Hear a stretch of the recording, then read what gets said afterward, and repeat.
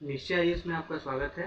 Newspaper analysis class में आज हम 21 मई 2020 के द हिंदू न्यूज़पेपर के इम्पोर्टेंट आर्टिकल्स को डिस्कस करेंगे। आज के एनालिसिस क्लास में हमने एडिटोरियल पेज के दो इम्पोर्टेंट आर्टिकल्स को लिया है जो आपके एग्जाम के लिए इम्पोर्टेंट है। आइए स्टार्ट करते हैं पेज नंबर 6 के एक आर्टिकल से, जो कि रक्षा क्षेत्र में सरकार के द्वारा आत्मनिर्भरता को लेकर उठाए गए कदम से संबंधित है। सरकार ने अभी आत्मनिर्भर भारत अभियान पैकेज के अंतर्गत रक्षा उत्पादन के क्षेत्र में आत्मनिर्भरता विकसित करने के लिए, आत्मनिर्भरता प्रोत्साहित करने के लिए कुछ पहलों की कदमों की घोषणा की है। जैसा हम जानते हैं कि पिछले दशक के ज़्यादातर हिस्से में भारत विश्व का सबसे बड़ा हथियार आयातक देश रहा है, सबसे बड़ा आर्म्स इंपोर्टर देश रहा है। और मात्र 2 वर्ष की अगर हम बात करें 2018 और 2019 की, तो इन 2 वर्षों में सऊदी अरेबिया विश्व का सबसे बड़ा हथियार आयातक देश रहा। बाकी अगर हम पिछले दशक की बात करें तो भारत ज़्यादातर वर्षों में विश्व का सबसे बड़ा हथियार आयातक देश रहा है। और अभी भी भारत का वैश्विक हथियार आयात में जो हिस्सेदारी है भारत की, वह लगभग 9% है। तो यह एक महत्वपूर्ण आंकड़ा है कि वैश्विक ग्लोबल आर्म इंपोर्ट में भारत की हिस्सेदारी 9% है, जो कि पिछले दशक में एक अगर औसत देखें तो 12% के हिसाब से रही है। वर्तमान में यह 9% है। इस प्रकार से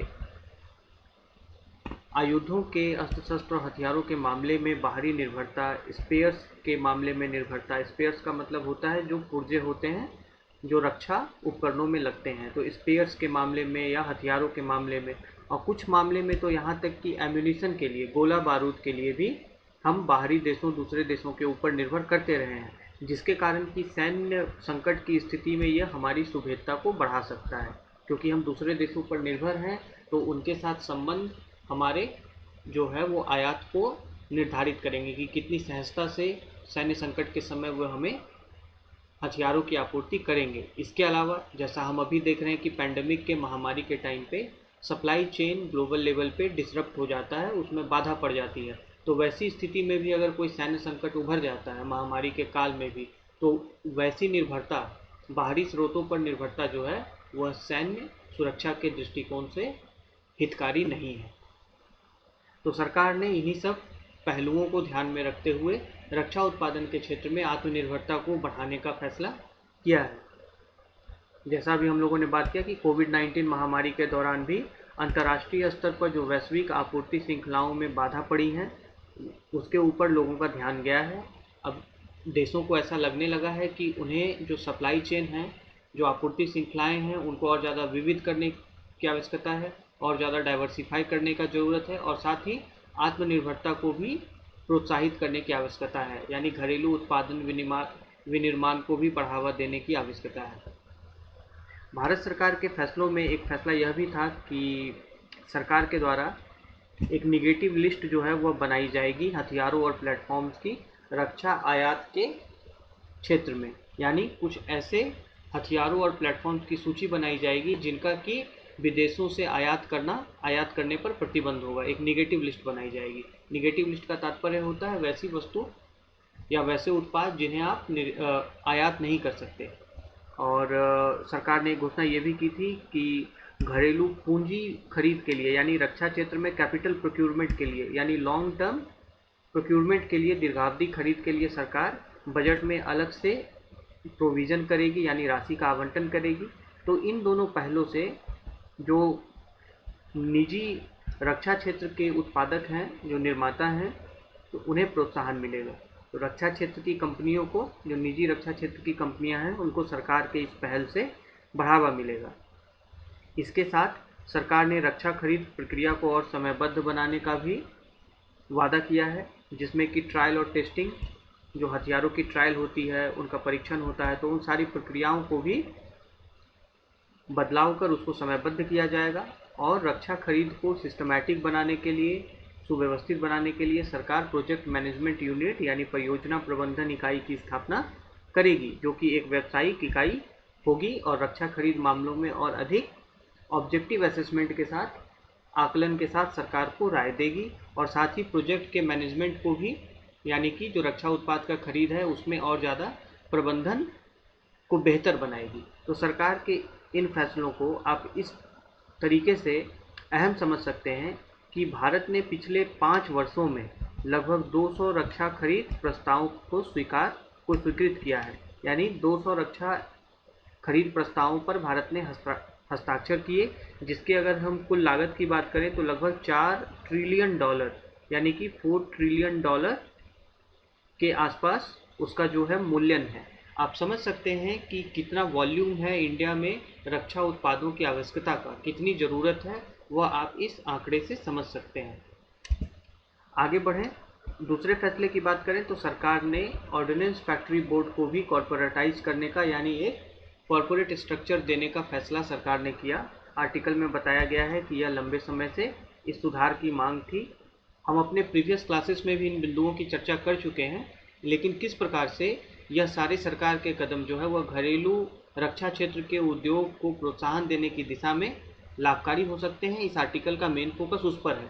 तो जहां आपसे सरकार के द्वारा लिए गए पहलों के समर्थन में आपको बिंदु लिखना हो तो आप इस आर्टिकल के बिंदुओं को जरूर शामिल कर सकते हैं। इसके साथ वापस आते हैं ऑर्डिनेंस फैक्ट्रीज पर। तो ऑर्डिनेंस फैक्ट्री जो होते हैं, आयुध कारखाना जो होता है, तो एक प्रकार से हमारे आर्म फोर्सेस के लिए, सशस्त्र सेनाओं के लिए एक घरेलू आपूर्ति का बैकबोन होता है, एक बहुत ही मुख्य स्रोत होता है, जहां पर कि उन्हें हथियार प्रणालियों से लेकर कल पुर्जे, गोला बारूद और यहाँ तक कि उनके यूनिफॉर्म और जूतों तक की सप्लाई जो है वह ऑर्डिनेंस फैक्ट्री के द्वारा की जाती है। तो सरकार के कदम से ऑर्डिनेंस फैक्ट्री बोर्ड को, आयुध कारखाना बोर्ड को अगर एक कॉरपोरेट स्ट्रक्चर दिया जाता है, कॉरपोरेटाइज किया जाता है, तो उससे ऑर्डिनेंस फैक्ट्रीज के द्वारा इन सभी उत्पादों के उत्पादन को और ज़्यादा बढ़ावा मिलेगा, उसमें एफिशिएंसी आएगी, उसमें दक्षता आएगा, उत्पादकता बढ़ेगी। तो इससे ओवरऑल जो रक्षा उत्पादन है उसको बढ़ावा मिलेगा, डिफेंस प्रोडक्शन को। ओएफबी की बात करें तो उनकी संरचना और जो एक वर्क कल्चर है ओएफबी के अंदर, और इसके साथ ही उत्पाद का जो रेंज है, यानी कितने तरह की वस्तुओं का वो उत्पादों का निर्माण या उत्पादन ओएफबी में होता है। तो आर्टिकल में बताया गया है कि अभी एक आधुनिक जो है सैन्य बल के मांग को देखते हुए, तकनीक और गुणवत्ता को मांग को देखते हुए ओएफबी को भी, ऑर्डिनेंस फैक्ट्रीज को भी इन मसलों के ऊपर रिस्पॉन्सिव होना चाहिए, यानी अपने अंदर परिवर्तन लाना चाहिए। तात्पर्य यह है कि अभी एक बदलते सैन्य बल और सैन्य परिवेश की स्थिति में तकनीक और गुणवत्ता संबंधी मांग बदले हैं, वो पहले की तरह नहीं है। तो ऐसी परिस्थिति में ऑर्डिनेंस फैक्ट्रीज को भी, आयुध कारखानों को भी अपनी संरचना में और वर्क कल्चर में और उत्पादों के रेंज में भी बदलाव लाने की आवश्यकता है। ऐसा सरकार का मानना है कि यह कॉर्पोरेटाइजेशन के द्वारा ओएफबी को एक कॉर्पोरेट संरचना देकर हासिल किया जा सकता है। तो इसको कॉर्पोरेट संरचना देने में इसकी कुछ इकाइयों को पब्लिक लिस्टिंग भी किया जाएगा। पब्लिक लिस्टिंग का तात्पर्य होता है कि स्टॉक एक्सचेंज पर ऑर्डिनेंस फैक्ट्रीज की कुछ इकाइयों को सूचीबद्ध कर उसमें पब्लिक के द्वारा यानी सार्वजनिक निवेश किया जा सकेगा, यानी पब्लिक भी ऑर्डिनेंस फैक्ट्रीज में निवेश कर देश में रक्षा उत्पादन के लिए पूंजी की उपलब्धता के बढ़ावा देने के हिसाब से अपना प्रयास कर सकते हैं, अपना योगदान दे सकते हैं। ओएफबी के कॉर्पोरेटाइज हो जाने के बाद इसका डिजाइनर से और एंड यूजर से और अधिक जो है तालमेल और इंटरफेस जो है उसमें दक्षता आएगी। तात्पर्य यह है कि जो रक्षा उत्पादों को डिजाइन करते हैं, तो हम जानते हैं अभी जैसा कि सरकार के रक्षा लेबोरेटरीज में, प्रयोगशालाओं में, जैसे या फिर कई एजेंसियां हैं, डीआरडीओ टाइप की एजेंसियां हैं जो कि रक्षा उत्पादों के डिजाइनिंग में काफ़ी ज़्यादा आर&डी में निवेश करती हैं। तो उस प्रकार के डिजाइनर्स में और एंड यूजर्स में, तो एंड यूजर रक्षा उत्पादों का भारत में सैन्य बल अधिक होते हैं, तो सैन्य बलों से और वैसे डिजाइनर्स से इंटरफेस में अधिक दक्षता आएगी, क्योंकि एक कॉर्पोरेट स्ट्रक्चर जब इस्टेब्लिश होता है तो वहाँ पे अकाउंटेबिलिटी बढ़ती है, कार्यों का जो आइडेंटिफिकेशन होता है, ड्यूटीज का, भूमिकाओं का और कार्यभार का जो को चिन्हित किया जाता है वो बहुत ही सटीक होता है, स्पष्ट होता है।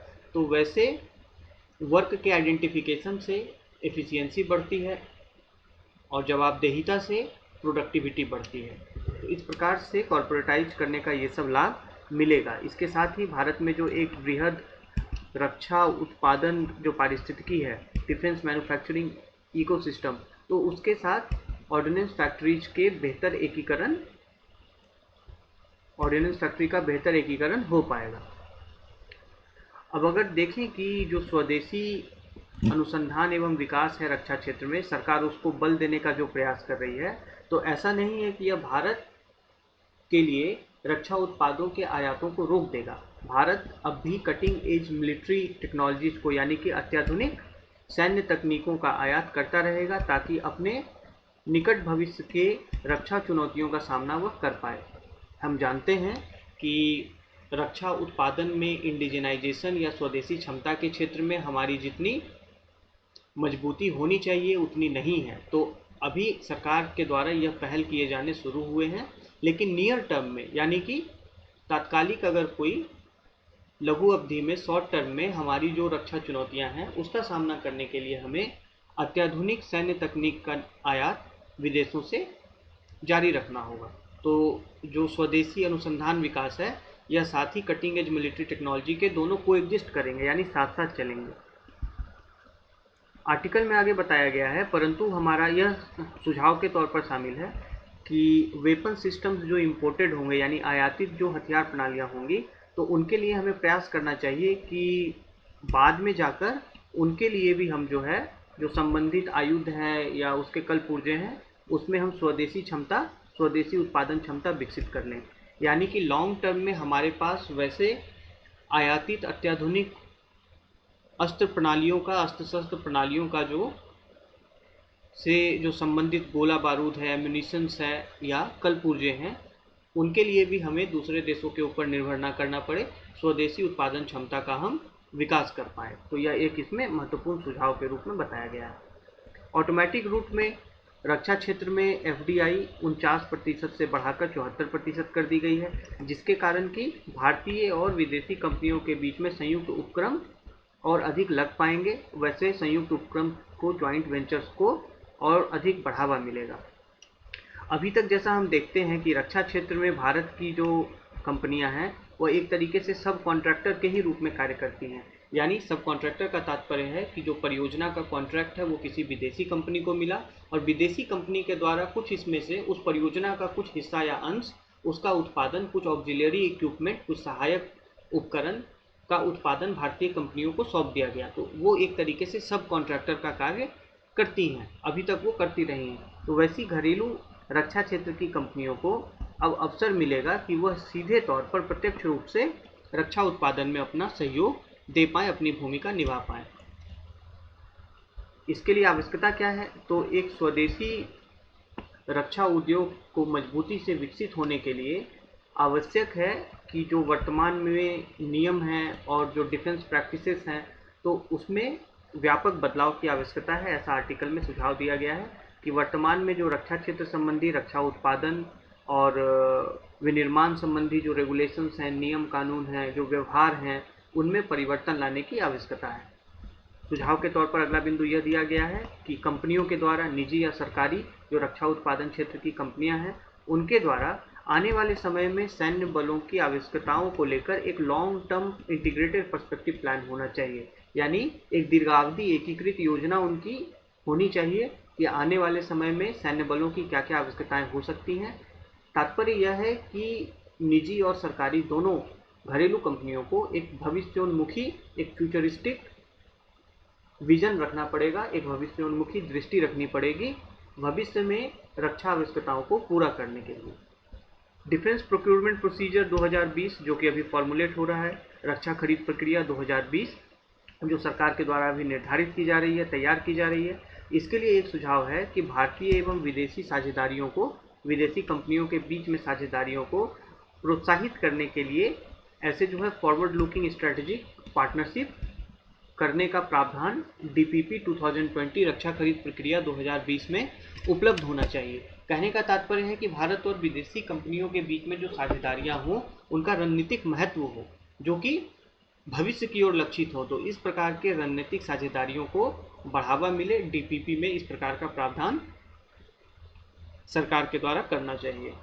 इसके अलावा, जैसे हमने पिछले भी पॉइंट में बात की पिछले स्लाइड के भी पॉइंट में बात की कि आने वाले समय में एक अवधि के बाद हम सोफिस्टिकेटेड प्लेटफॉर्म्स के लिए यानी अत्याधुनिक रक्षा प्लेटफॉर्म्स का भी उत्पादन जो है अपने यहाँ कर पाएँ, इनका भी इंडिजिनाइजेशन कर पाएँ। हमारा जो है वह लक्ष्य ये होना चाहिए। अभी तत्काल तो हम अत्याधुनिक रक्षा उत्पादों को, हथियारों प्लेटफॉर्म्स का उत्पादन अगर ना भी कर पाएँ तो आने वाले समय में हमारी निर्भरता इन क्षेत्रों में भी दूसरे राष्ट्रों पर ना रहे और हम इन क्षेत्रों में भी स्वदेशी उत्पादन की क्षमता विकसित कर पाएँ। तो यह इसमें एक सुझाव आर्टिकल में और दिया गया है।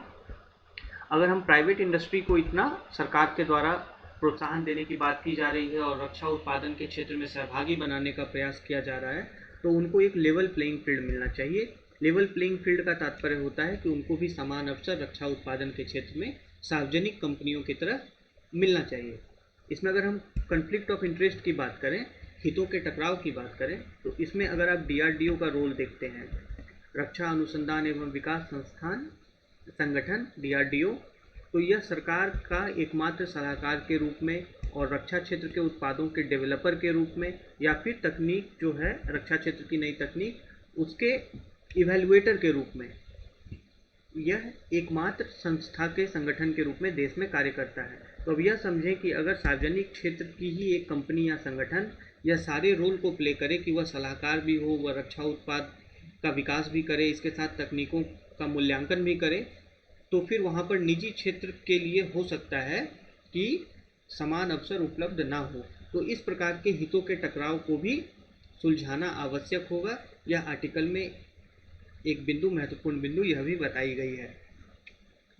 तो कन्फ्लिक्ट ऑफ इंटरेस्ट को लेकर बहुत क्लियर यहाँ पे पॉइंट रखना है कि डीआरडीओ जो खुद में भी उत्पादन करता है, रक्षा खरीद की डिजाइनिंग भी करता है रक्षा उत्पादों की, और साथ ही साथ यह सरकार को सलाह भी देता है। जो डीआरडीओ के चेयरमैन होते हैं वह साइंटिफिक एडवाइज़र भी होते हैं प्रधानमंत्री के। तो इस प्रकार से अगर हम देखें तो कन्फ्लिक्ट ऑफ इंटरेस्ट यहाँ पे हितों का टकराव रक्षा उत्पादन उद्योग में डीआरडीओ की भूमिका से दिखता है।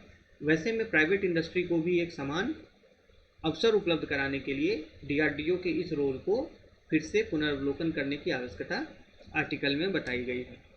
अब देखें कि यह आर्टिकल कैसे आपके लिए महत्वपूर्ण है। तो सामान्य अध्ययन पेपर 3 में मैन्युफैक्चरिंग सेक्टर में, विनिर्माण के क्षेत्र में रक्षा उद्योग एक काफ़ी ज़्यादा कैपिटल इंटेंसिव यानी कि पूंजी इंटेंसिव क्षेत्र है। आप इन बिंदुओं की चर्चा कर सकते हैं। सरकार के द्वारा रक्षा क्षेत्र में विनिर्माण को और इंडिजिनाइजेशन, खासकर घरेलू उत्पादन को बढ़ावा देने के लिए क्या क्या पहल किए गए, तो आप इन बिंदुओं का उल्लेख कर सकते हैं।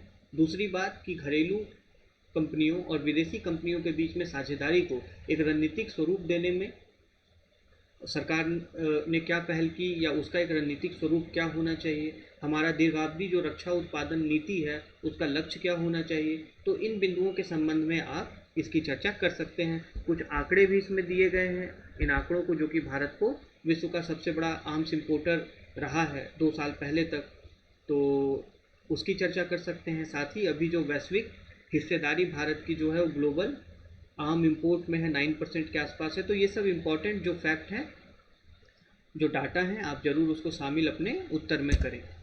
इसके अलावा जो सरकार ने पहल किए हैं तो उसकी बिंदुवार चर्चा उत्तर में ज़रूर करनी चाहिए। और जो सुझाव हैं आगे के लिए रक्षा क्षेत्र को और ज़्यादा मजबूत बनाने के लिए, तो एक तो ये आपको विनिर्माण और अर्थव्यवस्था के क्षेत्र के लिए महत्वपूर्ण आर्टिकल है पेपर 3 से रिलेटेड, सामान्य अध्ययन पेपर 3 से। और दूसरा कि यह सुरक्षा के भी दृष्टिकोण से, जहाँ पे सिक्योरिटी एजेंसीज की बात हो, तो सिक्योरिटी एजेंसीज जैसा आप इसमें देख रहे हैं कि घरेलू आत्मनिर्भरता होना जो है वह राष्ट्र की सुरक्षा के लिए कितना आवश्यक है। तो उस संदर्भ में अगर आपसे GS3 में प्रश्न आता है security agencies and there mandate, इस संदर्भ में, तो आप ज़रूर इसको शामिल करें। दूसरी चीज़ कि निबंध में भी जब भारत की रक्षा चुनौतियों, तैयारियों और भविष्य को लेकर रक्षा नीति के बारे में अगर निबंध आता है उससे जुड़ा हुआ भारत की सुरक्षा को लेकर, तो वहाँ पर भी आप इन बिंदुओं का उल्लेख अवश्य कर सकते हैं। आगे बढ़ते हैं पेज नंबर 7 के एक आर्टिकल पर, जिसमें कि अर्थव्यवस्था के लिए सार्वजनिक स्वास्थ्य के क्षेत्र में निवेश करना कितना आवश्यक है, इसके ऊपर बल दिया गया है। आर्गूमेंट, तर्क प्रस्तुत किए गए हैं। अगर हम अंतर्राष्ट्रीय इंटरनेशनल मॉनेटरी फंड की बात करें, अंतर्राष्ट्रीय मुद्रा कोष की बात करें, तो उसके हिसाब से जो वर्तमान में कोरोना वायरस के कारण उत्पन्न महामारी जनित आर्थिक संकट है वह द ग्रेट डिप्रेशन महामंदी जो 1920-30 के दशक में अमेरिका से शुरुआत होती हुई पूरे विश्व को प्रभावित जिसने किया, तो द ग्रेट डिप्रेशन के बाद सबसे बुरी स्थिति आर्थिक रूप से विश्व की है। यह बात पहले बिंदु के रूप में बताई गई है आर्टिकल में। तो इसमें एक प्रश्न रखा गया है कि जैसा अभी देखा जा रहा है कि खराब स्वास्थ्य स्थिति के कारण अर्थव्यवस्था को जो प्रभाव पड़ा है, तो वैसे में इंडेंजर्ड हेल्थ के प्रभाव को से अर्थव्यवस्था को सुरक्षित करने के लिए क्या अभी के महामारी के बाद स्वास्थ्य के क्षेत्र में सरकारों के द्वारा अधिक निवेश किया जाएगा, ये इसमें प्रश्न रखा गया है कि ऐसे मतलब स्वास्थ्य को लेकर जो एक बुरी स्थिति है उसका प्रभाव अर्थव्यवस्था पे पड़ता है, तो अर्थव्यवस्था को सुरक्षित करने के लिए वैसे प्रभावों से क्या सरकार इस महामारी से सबक लेते हुए स्वास्थ्य क्षेत्र पर अधिक निवेश करेगी, क्या इससे लार्जर हायर इन्वेस्टमेंट होगा हेल्थ में, यह प्रश्न के रूप में रखा गया आर्टिकल में। इसमें भी बताया गया है कि सरकार के द्वारा कई सारे पहलों की घोषणा की गई महामारी को नियंत्रित करने के लिए। वह भी आत्मनिर्भर भारत अभियान पैकेज आर्थिक पैकेज का हिस्सा था, जिसमें यह कहा गया कि स्थानीय स्तर पर स्वास्थ्य एवं वेलनेस केंद्रों को और ज़्यादा मजबूत किया जाएगा। इसके साथ ही संक्रामक बीमारियों के लिए हर जिले में अस्पताल स्थापित किए जाएंगे और प्रयोगशाला तंत्र का और विस्तार किया जाएगा, यानी कि ब्लॉक स्तर पर लेबोरेटरी नेटवर्क इस्टेब्लिश किया जाएगा। अब यह देखें कि आर्टिकल में लेखक इतने प्रयासों से संतुष्ट नहीं है। उनका कहना है कि संक्रामक बीमारियों के प्रकोप को, उसके जोखिम को रोकने के लिए यह बहुत ही सीमित रिस्पॉन्स है, लिमिटेड रिस्पॉन्स है, यानी वह सरकार से और प्राइवेट सेक्टर से भी हेल्थ में और अधिक पहल और हस्तक्षेप की उम्मीद आशा कर रहे हैं। दक्षिण के राज्यों की अगर बात करें तो वहाँ पर किस प्रकार से सार्वजनिक स्वास्थ्य आपात की स्थिति में एक दक्ष स्वास्थ्य व्यवस्था जो है वह हमारी सबसे बढ़िया सुरक्षा हो, सबसे बढ़िया डिफेंस सिस्टम हो सकती है, इसके बारे में लेखक ने ध्यान आकर्षित किया है। दक्षिण के राज्य हम जानते हैं कि वहाँ पर स्वास्थ्य प्रणालियाँ, स्वास्थ्य व्यवस्था बेहतर है और ज़्यादा दक्ष है और इक्विटेबल है, यानी सबकी पहुँच वहाँ पर एक तरीके से समावेशी पहुँच है। तो इसमें यह बात बताई गई है कि पब्लिक हेल्थ इमरजेंसीज के सिचुएशन में उस प्रकार की दक्ष और समावेशी स्वास्थ्य प्रणालियाँ एक बहुत सुरक्षा दीवार की तरह कार्य करती हैं। स्वास्थ्य प्रणाली अगर सामान्य अवस्था में भी सही तरीके से कार्य ना कर रही हो, वीक हो, तो अभी के टाइम पे यानी एक स्वास्थ्य आपातकाल की स्थिति में एक बढ़ी हुई क्षमता के मांग को भी वो सृजित करने में या पूरा करने में सक्षम नहीं हो पाती। मतलब एकाएक अगर जैसे काफ़ी ज़्यादा पेशेंट लोड, केस लोड बढ़ गया, तो वैसी परिस्थिति में अगर एक कमज़ोर स्वास्थ्य व्यवस्था है तो वह एकाएक क्षमता का वर्धन या क्षमता का विकास नहीं कर पाएगी। ये बहुत स्वाभाविक बात है कि जो पहले से दबाव में स्वास्थ्य व्यवस्था है, अब अगर एकाएक उसको हजारों हॉस्पिटल बेड बनाने पड़े, लेबोरेटरीज की जो है प्रयोगशालाओं की आवश्यकता पड़ जाए, हेल्थ वर्कर्स की आवश्यकता पड़ जाए, स्वास्थ्य कर्मियों की बहुत ज़्यादा एकाएक आवश्यकता पड़ जाए, जो हम देख रहे हैं कि सार्वजनिक स्वास्थ्य इमरजेंसी के केस में बढ़ जाता है, बढ़ना स्वाभाविक है। तो वैसे में एक कमजोर स्वास्थ्य व्यवस्था जो है उस बढ़ी हुई आवश्यकता को पूरा नहीं कर पाएगी। साथ ही अगर सरकारें किसी एक संक्रामक बीमारी के नियंत्रण के लिए ज़्यादा निवेश करने लगे तो स्वास्थ्य प्रणाली के और जो आवश्यक मांग है स्वास्थ्य प्रणाली के, तो वह पूरे नहीं हो पाएंगे। जैसे अगर अभी कोरोना नियंत्रण पर सरकारों का, केंद्र और राज्य सरकारों का फोकस ज़्यादा है, तो जो और दूसरी बीमारियां हैं और ज़्यादा जो लाइफ थ्रेटनिंग डिजीजेज हैं, जानलेवा बीमारियां हैं या नॉर्मल हेल्थ प्रॉब्लम, स्वास्थ्य समस्याएं होती हैं, तो उसको लेकर सरकारों का जो है मतलब कि सरकारों की प्राथमिकता भी कोरोना कंट्रोल, कोरोना नियंत्रण अधिक है। तो ऐसे में स्वास्थ्य प्रणालियों से जो दूसरी अन्य आवश्यकताएं होती हैं उनकी पूर्ति नहीं हो पाती अगर एक कमजोर स्वास्थ्य व्यवस्था है। तो आर्टिकल में आगे बताया गया है कि अगर स्वास्थ्य शिक्षा के और स्वास्थ्य कौशल और रोजगार के क्षेत्र में एक सुनियोजित निवेश ना हो तो वैसी स्थिति में, यानी कि स्वास्थ्य आपातकाल की स्थिति में, एकाएक जो है अतिरिक्त स्वास्थ्य कर्मियों को भी मोबिलाइज कर पाना, उनकी उपलब्धता सुनिश्चित कर पाना बहुत कठिन होता है। क्योंकि एकाएक जब आपको उतने स्वास्थ्य कर्मियों की आवश्यकता है तो बहुत ही शॉर्ट नोटिस पर उतने स्वास्थ्य कर्मी कहाँ से लाए जा पाएंगे। इसके लिए पहले से सुनियोजित तरीके से स्वास्थ्य शिक्षा के, स्वास्थ्य कौशल के और स्वास्थ्य हेल्थ सेक्टर में एम्प्लॉयमेंट को के क्षेत्र में सरकारों को निवेश करना चाहिए। यह एक तरीके से लेख में सजेस्ट किया जा रहा है। हमें एक ऐसे स्वास्थ्य प्रणाली को विकसित करने की आवश्यकता है जो कि किसी प्रकार के लोक स्वास्थ्य आपात की स्थिति को हैंडल कर सके, मैनेज कर सके। इसके साथ ही सार्वभौमिक स्वास्थ्य कवरेज यानी सभी के लिए स्वास्थ्य सुविधाओं की व्यवस्था हो। इससे क्या होगा, और वो स्वास्थ्य व्यवस्था ऐसी हो जिसमें कि हेल्थ और इकोनॉमी के बीच में, स्वास्थ्य और अर्थव्यवस्था के बीच में आपसी तारतम्यता और सिनर्जी स्थापित हो पाए, मेल स्थापित हो पाए। जैसा भी हमने देखा कि बुरे स्वास्थ्य की स्थिति में सीधा प्रभाव अर्थव्यवस्था पर पड़ता है। तो लेख में यह सुझाव दिया गया है, एक ब्रोडर आउटलाइन बताया गया है, रूपरेखा बताई गई है कि स्वास्थ्य प्रणाली ऐसी विकसित हो जो किसी प्रकार के लोक स्वास्थ्य चुनौती का सामना कर पाए। इसके साथ ही सभी लोगों की स्वास्थ्य सुविधाओं तक पहुंच हो, और ऐसे में क्या होगा कि हेल्थ और इकोनॉमी के बीच में, स्वास्थ्य और अर्थव्यवस्था के बीच में एक परस्पर जो है वो सिनर्जी, एक अंतर संबंध स्थापित हो। तो ऐसी हमें स्वास्थ्य व्यवस्था बनानी पड़ेगी। आर्थिक, अगर हम डिबेट की बात करें कि स्वास्थ्य क्षेत्र में निवेश करना कितना ज़्यादा आर्थिक रूप से सही है, तो अर्थशास्त्रियों के बारे में आर्टिकल में बताया गया है कि 20वीं शताब्दी के ज़्यादातर भाग में अर्थशास्त्रियों का ऐसा मानना रहा कि स्वास्थ्य क्षेत्र जो है उसमें निवेश करना एक प्रकार से अनएवॉइडेबल एक्सपेंडिचर है, यानी कि एक ऐसा व्यय है जिसको कि आप अवॉइड नहीं कर सकते। तात्पर्य यह है कि उसे, स्वास्थ्य की महत्ता जो है उसको अपने आप में बहुत ज़्यादा मजबूती से नहीं समझा जाता था। उसको एक सामाजिक बोझ माना जाता था सरकारों के ऊपर, जिसमें कि खर्च करना आवश्यक तो है, लेकिन उसका आर्थिक महत्व और सामाजिक महत्व तब के अर्थशास्त्री शायद समझ पाने में सक्षम नहीं हो पाते थे। लेख में बताया गया है कि स्वास्थ्य सेवाओं के द्वारा, खासकर जो सार्वजनिक स्वास्थ्य जो सुविधाएं होती हैं, उनके द्वारा जो सेवाएं दी जाती हैं उनका मूल्यांकन कर पाना बहुत कठिन है, वह काफ़ी मूल्यवान होती हैं। इसके साथ ही एक जनसंख्या आधारित और व्यक्ति केंद्रित, जनसंख्या आधारित का मतलब होता है एक पब्लिक हेल्थ सिस्टम ऐसा विकसित हो जिसमें कि आबादी से पॉपुलेशन पूरा कवर हो, वैसी स्वास्थ्य सुविधा के अंतर्गत सभी को पहुंच हो स्वास्थ्य सुविधाओं तक। तो ऐसे जनसंख्या आधारित आपको जो है हेल्थ केयर स्वास्थ्य सुविधा प्रणाली, और इंडिविजुअल सेंट्रिक स्वास्थ्य सेवा प्रणाली भी। इंडिविजुअल सेंट्रिक का तात्पर्य जहाँ पे व्यक्ति को स्पेसिफिक हेल्थ फैसिलिटीज की आवश्यकता हो, खासकर टर्शियरी हेल्थ केयर के क्षेत्र में, तृतीयक स्वास्थ्य सेवा के क्षेत्र में।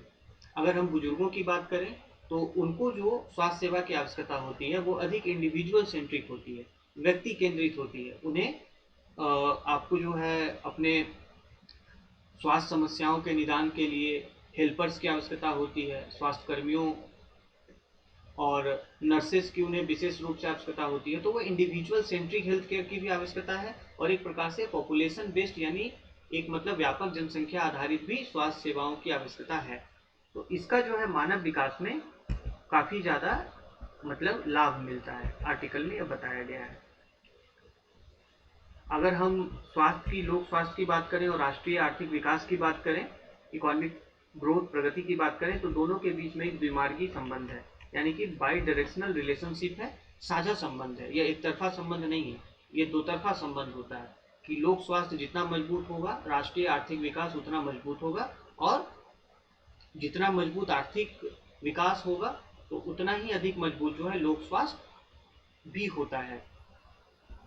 अगर हम भारत के केस में देखें तो स्वास्थ्य के क्षेत्र में निवेश अपर्याप्त रहे हैं, जितना होना चाहिए उतना नहीं है, या फिर बहुत ही एडवांस्ड क्लिनिकल केयर की तरफ ज़्यादा झुकाव रहा है। यानी कि जो एडवांस्ड क्लिनिकल जो देखभाल की आवश्यकता होती है, खासकर तृतीयक क्षेत्र में, तो हम जैसा देखते हैं कि प्राइवेट सेक्टर में भी, निजी क्षेत्र में भी ऐसे टर्शियरी हेल्थ केयर में, तृतीयक स्वास्थ्य सेवा में निवेश करने की प्रवृत्ति अधिक रही है। तो भारत में जो स्वास्थ्य सेवा क्षेत्र में निवेश रहा है वह ज़्यादातर अपर्याप्त है या फिर एडवांस्ड क्लिनिकल केयर की तरफ झुका हुआ है। जबकि आर्टिकल में बताया गया है कि ऐसे बहुत ही मजबूत साक्ष्य हैं, एविडेंस हैं, और कई ऐसे अंतर्राष्ट्रीय रिपोर्ट हैं जिसमें यह बताया गया है कि लोक स्वास्थ्य में निवेश, लोक स्वास्थ्य और प्राथमिक स्वास्थ्य सेवा के क्षेत्र में निवेश जो है, इसका बहुत अधिक आर्थिक लाभांश मिलता है राष्ट्र को।